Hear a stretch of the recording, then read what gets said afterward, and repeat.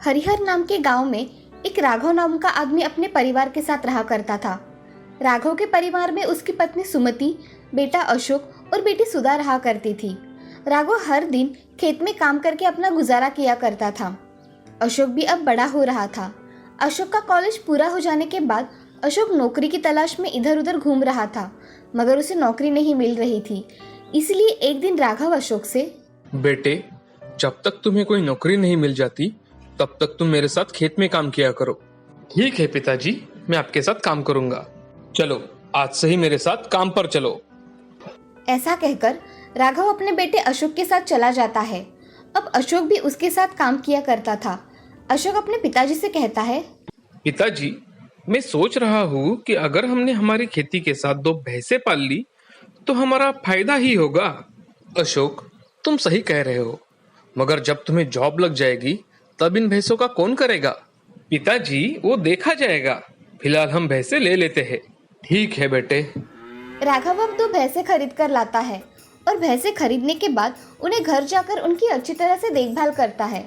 उसकी 2 भैंसें बहुत दूध दिया करती थी। वो दूध राघव बाजार जाकर बेचा करता था। कभी कभी सुमति दूध का छाछ भी बनाया करती थी। वो छाछ इतना स्वादिष्ट बनता था कि उनके घर के सभी बड़े स्वाद से पिया करते थे। एक दिन उसकी माँ सुमति की तबीयत अचानक खराब हो गई। उन्हें डॉक्टर के पास लेकर गए तो डॉक्टर ने बताया कि जी, उन्हें माइल्ड हार्ट अटैक आया है और उनका हमें जल्द से जल्द ऑपरेशन करना पड़ेगा, नहीं तो उनकी जान को खतरा भी हो सकता है। नहीं डॉक्टर साहब, उसके इलाज में कोई कमी नहीं रहनी चाहिए। कितना खर्चा आएगा लगभग ऑपरेशन को? खर्चा तो बहुत आएगा, लगभग 5 लाख तक। ऐसा कहकर डॉक्टर वहां से चले जाते हैं। उनके पास उतने रुपए ना होने के कारण वो सोच में डूब गए और पैसे कहाँ से लाए इसके बारे में सोचने लगे। तभी अशोक राघव से, पिताजी, हमारे पास कितने पैसे हैं? सब कुल मिलाकर 1 लाख ही होंगे। बाकी के पैसे कैसे आएंगे अशोक? पिताजी, हम हमारी जमीन बेचकर माँ का ऑपरेशन करवा सकते हैं। वैसे भी इतने पैसे कहाँ हैं हमारे पास? हमें कुछ ना कुछ तो करना ही होगा। भैंसे बेचकर कुछ नहीं होगा। हाँ, तुम सही कह रहे हो। मैं अभी सरपंच जी के पास जाकर देखता हूँ। कुछ पैसे अगर उधारी मिल जाते हैं तो अच्छा ही होगा। हाँ पिताजी। ऐसा कहकर राघव सरपंच जी के घर चला जाता है। राघव सरपंच जी से, नमस्ते सरपंच जी। नमस्ते राघव, आज यहाँ कैसे आना हुआ? सरपंच जी, मुझे पैसों की सख्त जरूरत है। अगर आपके यहाँ से मुझे कुछ मदद मिल जाती तो बहुत अच्छा होता। कितने रुपए चाहिए थे राघव तुम्हें? जी, मुझे 5 लाख रुपए चाहिए थे। मगर इतने पैसे मैं तुम्हें कैसे दे सकता हूँ राघव? तुम एक काम करो, तुम्हारी जमीन मेरे पास गिरवी रख दो और पैसे लेकर जाओ। राघव बड़ी दुविधा मनस्थिति में पड़ गया। उसने आगे पीछे ना सोचकर अपनी जमीन बेच डाली और सरपंच जी से पैसे लेकर अस्पताल में सुमति का ऑपरेशन करवाया। ऑपरेशन होने के बाद सुमति कुछ ही दिनों में स्वस्थ हो गई। उसे स्वस्थ देख सभी खुश थे, मगर अब अशोक और राघव दिन भर सोच में डूबे रहते थे। उनकी खेती भी चली गई थी और कमाने का कोई जरिया अब उनके पास नहीं था। सिर्फ एक भैंसों का सहारा था। उनके भरोसे घर तो नहीं चल सकता था। एक दिन सुधा अशोक से, भैया, माँ कितना अच्छा छाछ बनाती है। हम अगर छाछ बनाकर बेचे तो हमें ज्यादा मुनाफा मिलेगा। हाँ, विचार तो तुम्हारा अच्छा है सुधा, मगर हमारे गांव में छाछ इतनी मात्रा में नहीं बेचा जाएगा। ये शहर में बेचा जाए तो मुनाफा होगा। हाँ भैया, हम ऐसा भी कर सकते हैं। हम शहर में जाकर दिन भर रेडी पर छाछ बेचेंगे। इससे हमें समझेगा कि लोगों को छाछ पसंद है या नहीं। हाँ, मैं कल ही शहर जाकर छाछ बनाकर बेचता हूँ। ठीक है भैया। ऐसा कहकर सुधा और अशोक जल्दी सो जाते हैं और अगले दिन सुधा अशोक को छाछ बनाकर देती है और कुछ दही साथ में लेकर अशोक शहर पहुंच जाता है। एक रेडी देखकर अशोक वो रेडी किराए पर लेता है और उस रेडी पर अपना लाया हुआ सामान रख देता है। पहला ही दिन होने के कारण रेडी पर कोई नहीं आया। उसने शाम होने पर छाछ तो फेंक देना पड़ेगा, इसलिए पूरा छाछ मुफ्त में बांट दिया। छाछ ले लो, ताजा ताजा छाछ ले लो। उसकी बातें सुन आने जाने वाले लोग अशोक के पास जाकर छाछ मुफ्त में पीने लगे। एक आदमी अशोक से, अरे भाई, तुम्हारा छाछ तो बहुत स्वादिष्ट है और मुझे तो यह बहुत पसंद आया है। आज से मैं हर रोज छाछ पीने आऊंगा। जी जरूर आइए। ऐसा कहकर अशोक सभी लोगों को छाछ देता है।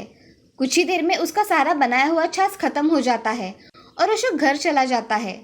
आज उसकी एक भी रुपए की कमाई नहीं हुई थी, इसीलिए अशोक थोड़ा नाराज था, मगर उसने छाछ शाम के समय में फ्री दे दिया। इस वजह से खुश हुए लोग और उसकी छाछ की प्रशंसा करने वाले लोग देखकर अशोक खुश था। अगले दिन अशोक सुबह उठकर अपना सारा काम करके सारी तैयारियां करके शहर निकल जाता है और शहर जाते ही रेडी किराए पर लेकर उस पर छाछ का सारा सामान रख देता है। सुबह होने के कारण अशोक के रेडी पर बहुत कम लोग आते हैं। जैसे ही दोपहर होने लगती है उसके रेडी पर लोग आने लगते हैं। तभी एक बूढ़ा आदमी, बेटे मुझे एक गिलास छाछ देना। जी अभी देता हूँ। ऐसा कहकर अशोक बूढ़े आदमी को एक गिलास छाछ दे देता है। बूढ़ा आदमी छाछ पीकर पैसे देकर वहां से चला जाता है। अशोक के रेडी पर दिन भर में बहुत सारे लोग छाछ पीने आते हैं और उसके हाथ की छाछ पीकर सभी लोग उसकी तारीफ करके वहां से चले जाते हैं। अशोक की दिन भर की कमाई अच्छी होने के कारण आज वो बहुत खुश था। अशोक आज जल्दी घर चला जाता है और खुशी खुशी अपने सारे काम करने लगता है। उस दिन से अशोक सुबह जाकर अपना छाछ बनाकर रखा करता था। छाछ भी लोगों को बहुत पसंद आने लगा था। अब अशोक का पूरा महीने भर का खर्चा उसकी छाछ बेचने से निकल जाता था। आज अशोक का धंधा बहुत अच्छी तरह से सेट हो गया था और उसका जीवन आराम से व्यतीत हो रहा था। अशोक ने सरपंच जी को दी हुई खुद की जमीन भी वापस ले ली और अपने गांव में खुशी खुशी रहने लगा। अब अशोक का शहर में छाछ का दुकान बन गया था और उसके हाथ की छाछ सभी लोग खासकर पीने आया करते थे। अशोक ने घर के हालात देखकर छाछ का धंधा शुरू किया और आज उस छाछ के धंधे की वजह से वो एक कामयाब आदमी बन गया था। इस कहानी से हमें ये सीख मिलती है कि कितनी भी कठिन समस्या आए उसका हिम्मत से और अपनी सूझबूझ से सामना करना चाहिए। हर समस्या का समाधान होता ही है। सूरत नाम का एक प्रसिद्ध शहर था। उस शहर से हाईवे जाता था। उस हाईवे के साइड में ही एक पप्पू का ढाबा था। वो ढाबा हाईवे के साइड में होने के कारण उस ढाबे पर बहुत से लोग आया करते थे। उस ढाबे का मालिक था रमेश। रमेश खुद के हाथों से पकवान बनाकर लोगों को खिलाया करता था। उसके हाथों में बहुत ही स्वाद था। उसी वजह से उसके ढाबे पर बहुत लोग आया करते थे। रमेश के ढाबे की स्पेशलिटी थी कि उसके ढाबे में नॉनवेज ही बना करता था। एक दिन 4 आदमी पप्पू के ढाबे पर आए। वो रमेश से, अरे रमेश भाई जरा तुम्हारे हाथ की चिकन करी लेकर आना। मैं अभी लेकर आता हूँ। मुझे फिश करी लेकर आओ। मुझे एक चिकन कौरमा लेकर आओ। ठीक है मैं अभी लेकर आता हूँ, बस 5 मिनट दीजिए। ऐसा कहकर रमेश प्लेट तैयार करने में लग जाता है और सभी प्लेट अच्छे से सर्व करके उन आदमियों को देता है। तभी पहला आदमी फिश करी खाकर देखता है और, अरे रमेश भाई तुम्हारे हाथ का फिश और नॉनवेज का कोई भी पदार्थ खाओ, बहुत स्वादिष्ट होते हैं। हाँ हाँ ये बात सच है, इसीलिए तो हम यही आते हैं। आपको मेरे हाथ का खाना पसंद आता है, ये मेरे लिए बहुत खुशी की बात है। ऐसा कहकर रमेश अपना काम करने चला जाता है। रमेश ढाबे में जो भी खाना बना था वो सब बेचा जाता था। उसके ढाबे की खासियत नॉनवेज खाना ही थी, इसीलिए जाने आने वाले लोग उसके ढाबे पर खाने के लिए रुका करते थे। एक दिन रमेश की बहन लता उसके गांव से वापस आ जाती है। उसके साथ उसका बेटा शुभम भी आया था। लता रमेश से मिलने पप्पू के ढाबे पर आती है। तभी लता रमेश से, रमेश भैया।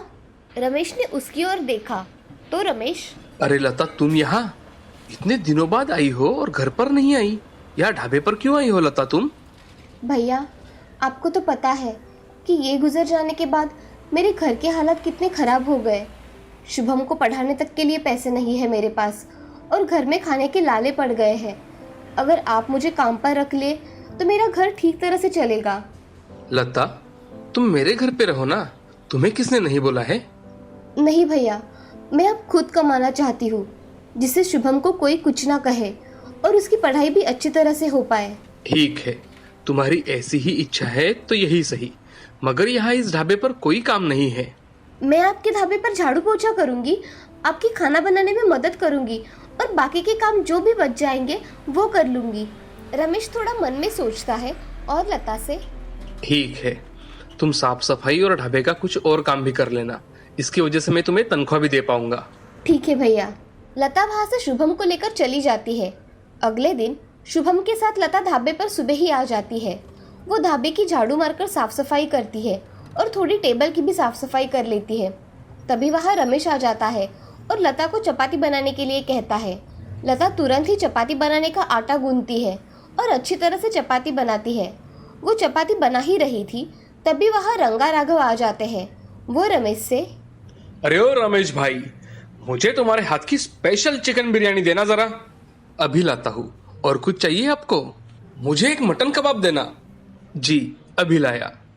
ऐसा कहकर रमेश ढाबे में जाकर उन्होंने दिए हुए डिश की ऑर्डर रेडी करता है और शुभम के हाथ में कुछ प्लेट भिजवाता है और बाकी के प्लेट्स खुद लेकर आता है। तभी रंगा बिरयानी खाकर रमेश से, रमेश भाई, बिरयानी तो बहुत अच्छी बनाई है। इसका स्वाद मुझे बहुत अच्छा लगता है। रमेश उसकी बात पर हंसता है और अपना काम करने चला जाता है। लता शुभम के साथ ढाबे का सब काम खत्म करके शाम के समय उसके भाई से, भैया मैं सोच रही हूँ कि मैं यहीं रह लूँगी। इससे मुझे रोज़ का आना जाना नहीं करना पड़ेगा और यहाँ कोई खतरा भी नहीं है। ठीक है, जैसा तुम्हें ठीक लगे। ऐसा कहकर रमेश घर चला जाता है। अगले दिन लता सुबह उठकर अपना काम करके ढाबे का काम कर रही थी। तभी एक मनोज नाम का आदमी ढाबे पर आकर, रमेश, रमेश कहाँ है? भैया अंदर है, मैं अभी उनको बुलाती हूँ। ऐसा कहकर लता रमेश को आवाज देती है। तभी रमेश बाहर आकर देखता है तो मनोज होता है। आओ ना मनोज, इतने सुबह सुबह कैसे आना हुआ? अरे रमेश भाई, मैं 2 दिन तक चिकन और मटन का सप्लाई नहीं कर पाऊंगा। शहर में किसी कारण कल से 2 दिन तक बंद है, इसलिए तुम मेरे भरोसे मत बैठना। यही बताने के लिए आया था मैं। मनोज, अब मैं 2 दिन तक लोगों को क्या दूंगा? मुझे तो मेरा ढाबा बंद ही रखना पड़ेगा। अरे रमेश भाई, तुम्हें पता हो इसलिए मैंने बताया। अब मैं चलता हूँ। ऐसा कहकर मनोज वहाँ से चला जाता है। तभी रमेश के पास लता आकर पूछती है, भैया क्या हुआ? वो आदमी क्या कह रहा था? वो आदमी कह रहा था कि 2 दिन तक नॉनवेज नहीं मिलेगा।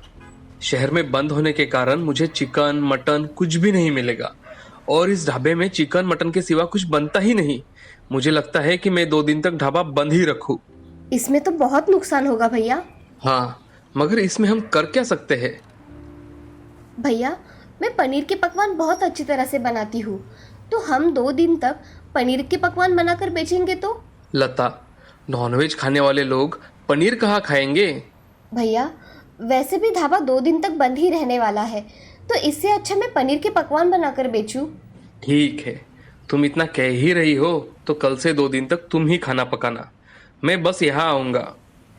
ठीक है भैया। ऐसा कहकर रमेश घर चला जाता है। तभी दूसरे दिन सुबह लता उठकर पनीर के सारे पकवान बनाना शुरू कर देती है। पनीर बिरयानी, पनीर टिक्का, पनीर कीमा, पनीर करी, ऐसे बहुत सारे व्यंजन उसने बनाए थे। तभी थोड़ी ही देर में 2 आदमी ढाबे पर खाना खाने आए। तभी सुहास रमेश से, अरे रमेश भाई, मुझे 1 प्लेट चिकन बिरयानी दो जरा। आज ढाबे पर कोई भी नॉनवेज नहीं बना है, पनीर बिरयानी है। आप चाहे तो मैं लेकर आता हूँ। ठीक है, लेकर आओ, मगर तुम्हारे हाथ के नॉनवेज का स्वाद बहुत अलग है भाई। सुहास भाई, मैं परसों तुम्हें नॉनवेज जरूर खिलाऊंगा, मगर ये 2 दिन तुम पनीर खा सकते हो। ठीक है, लेकर आओ। सबके लिए जो स्पेशल है वही लेकर आओ। ऐसा कहकर रमेश वहाँ से चला जाता है और पनीर के ढेर सारे पकवान लेकर आता है। एक आदमी पनीर की बिरयानी खाकर देखता है।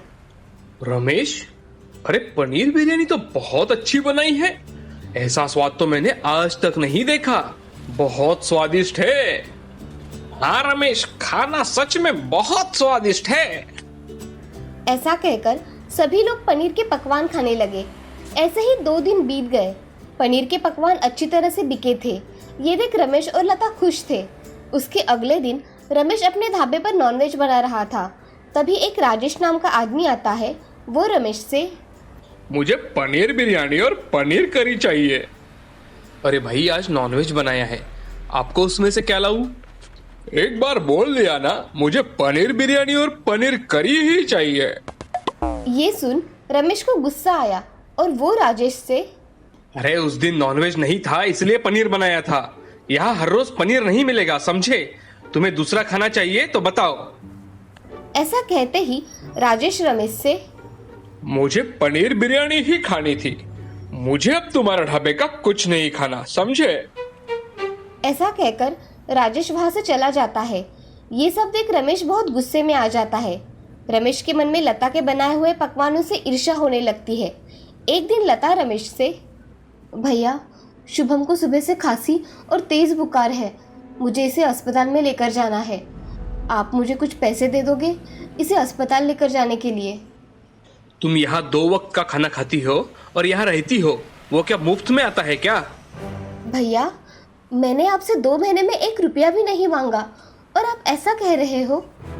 यहाँ खाना छत ऐसे ही नहीं मिलता। तुम मेरी बहन हो इसलिए मैं चुपचाप हूँ, नहीं तो धक्के मारकर इस ढाबे से बाहर निकाल दिया होता, समझी? भैया आप कुछ ज़्यादा ही कह रहे हो। मैंने तो सिर्फ आपसे कुछ पैसे मांगे हैं और आप मुझे इतना कह रहे हो? तुम अभी के अभी मेरे ढाबे से निकल जाओ, मुझे कोई जरूरत नहीं है तुम्हारी। ठीक है भैया, मैं जा रही हूँ। ऐसा कहकर लता शुभम को लेकर वहाँ से चली जाती है। लता बहुत रोती है मगर रमेश पे उसका कोई असर नहीं होता। लता गांव में चली जाती है। तभी एक संजय नाम का आदमी लता को ढूंढते हुए आता है। संजय लता से, जी आपका नाम लता भाभी है ना? आप राघव भैया की पत्नी हो ना? हाँ मैं ही लता हूँ, मगर आपको मैंने पहचाना नहीं। मैं राघव भाई का मित्र हूँ। मैंने उनसे 50,000 रुपए उधार लिए थे। अब मेरे पास पैसे आए हैं तो सोचा आपको वापस कर दूं। मैंने आपको बहुत ढूंढा भाभी, मगर आपका कहीं पता ही नहीं था। अब आप मुझे दिखाई दी हो। भाभी ये लीजिए आपके 50,000 रुपए। मुझे पैसों की सख्त जरूरत थी भाई साहब। भाभी आपको कोई भी जरूरत हो आप मुझे बेझिझक कह सकती हो। जी भाई साहब। ऐसा कहकर संजय वहाँ से चला जाता है। तभी लता उन्हीं में से कुछ पैसे लेकर शुभम का इलाज करवाती है और संजय को रमेश ने उसके प्रति किया हुआ व्यवहार बताती है। तभी संजय की मदद से लता एक होटल खोलती है। वो रमेश के ढाबे के सामने ही होता है। अब लता उसके होटल में पनीर के विविध पकवान बनाती है और बेचने के लिए रखती है। तभी बहुत से ग्राहक उसके होटल में खाना खाने के लिए आ जाते हैं।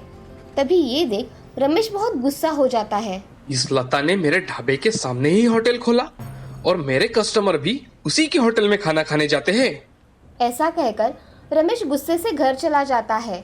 लता बहुत मेहनत करके अपना होटल अच्छी तरह से चलाती है और लता को उसमें कामयाबी मिल जाती है। लता के होटल की तरक्की देख बहुत से लोग उसके होटल में खाना खाने आया करते थे। उसने अपनी जैसी बेसहारा औरतों को भी मदद की। अब इस तरह से होटल चलाकर वो अपना गुजारा किया करती थी। इस कहानी से हमें ये सीख मिलती है कि कठिन परिस्थिति में हमेशा धैर्य से काम लेना चाहिए और अपना काम पूरी निष्ठा के साथ करना चाहिए।